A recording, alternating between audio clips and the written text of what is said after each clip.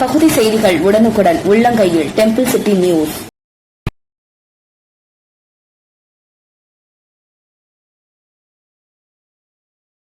திருவிடைமருதூர் மகாலிங்க சுவாமி திருக்கோவிலில் நவராத்திரி விழா. பிரம்மஹத்தி தோஷம் போக்கும் முதன்மை ஸ்தலம் என போற்றப்படும் திருவாவடுதுறை ஆதீனத்திற்கு சொந்தமான திருவிடைமருதூர் மகாலிங்க சுவாமி திருக்கோவிலில் தற்போது நவராத்திரி விழா கொண்டாடப்பட்டு வருகிறது. இதில் முன் மண்டபத்தில் 500க்கும் மேற்பட்ட கொலு பொம்மைகள் வைக்கப்பட்டு கொலு காட்சிகள் நடைபெற்று வருகிறது. புராண இதிகாசத்தை எடுத்துரைக்கும் பொம்மைகள் மற்றும் நவக்கிரக கோவில்களில் சுவாமி அம்பாள் சிலைகள் என 250க்கும் மேற்பட்ட கொலு பொம்மைகள் இந்த கண்காட்சியில் இடம்பெற்றுள்ளது. இன்றைய தினம் பெண்கள் பக்தி பாடல்களை பாடி நவராத்திரி விழாவில் சிறப்பித்தனர்.